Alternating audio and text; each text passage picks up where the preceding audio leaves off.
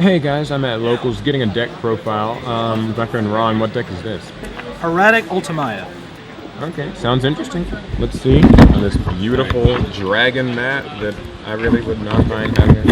Anyway. Before I go into it, remember that this deck is still in progress. There are a few cards that could be number changes, a few cards will be added here and there, but still work in progress, but here we go. Triple Tefnut, of course, and you have Triple Sue, and Triple Set, the Hieratic Brigade.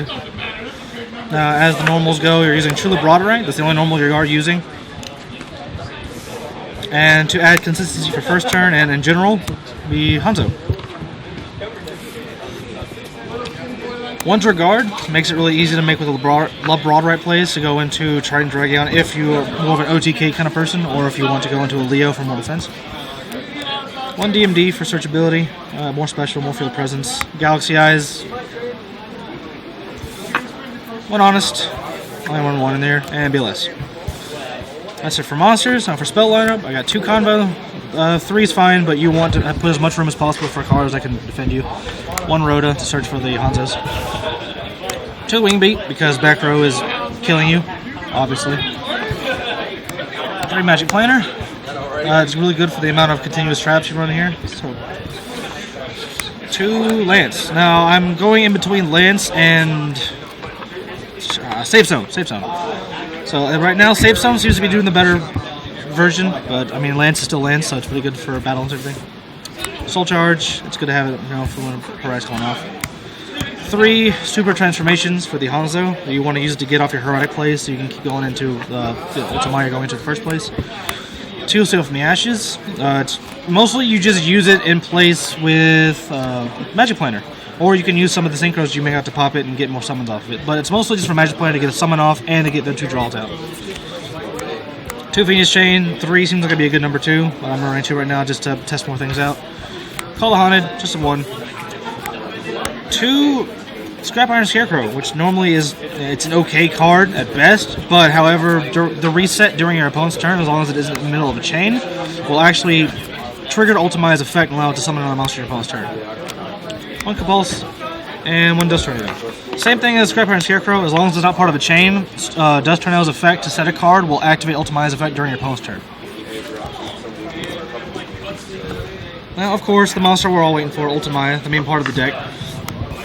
Alright, so let's hear about this. Ultimaya can only be summoned by a non-tuner and a tuner of the same level, and they have to be level 5 or higher.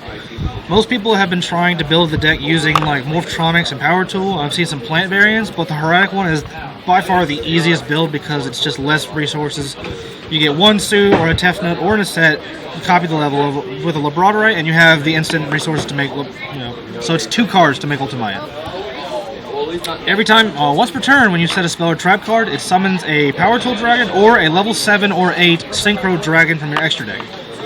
And that opens up a lot of opportunities since the Dragon Synchro area is pretty toolboxy. So, aside from those, before we go into Synchros, all the Xyz monsters, I only use 4. These 3 are the 6s, just in case I need them. They're all pretty good. You can use M7s to recycle your Hanzos or get rid of troublesome monsters. Strike Bouncer is a Strike Bouncer, and a Tomb is a Tomb. And then there's Gaia Dragon, so I can overlay all those for 8 of Pierce. Now, for the monster lineup, which is strictly for summoning for Ultimaya, would be Moonlight, Clearwing Synchro Dragon, and Michael. Those are the 7s. Ultimaya can summon all of these off of a set card. Obviously, they all have their own utilities. Clearwing is probably more summoned more than anything else. For level 8s, I got Spark. I was originally running Stardust, but Spark seems to be better because Stardust can't come back when it uses its effect to tribute and negate the effect it destroys because it's not properly special summoned. It's not probably synchro summoned, it's special summoned. So I also have Scrap Dragon, Red Hot Dragon Archfiend, which is pretty useful because Ultimaya typically will summon defense mode, so you'll use the effect to summon him off, blow your opponent's field, and then you have Ultimaya and him to attack directly. And Void Ogre, which is really good. I've been using Void Ogre to negate spells and traps. And Beals. Beals is probably the most common first play you're going to go into after making Ultimaya. I'll go into a Beals and then sit on it and be very protected for it.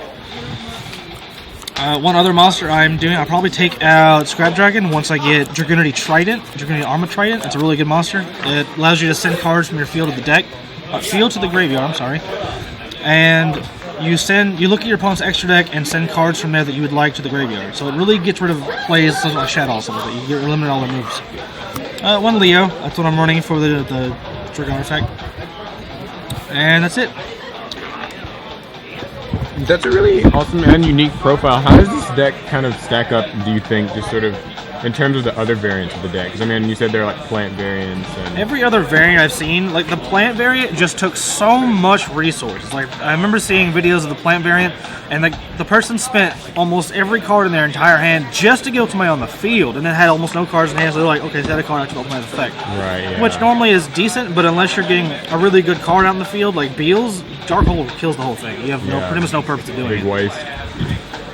But, alright, that's a really cool profile. If you guys liked it, give it a thumbs up for the originality, and leave a comment, because this is actually one of those decks where I think, you know, there's a lot of ways you could probably build it, so. And subscribe for more Yu-Gi-Oh! Thanks again.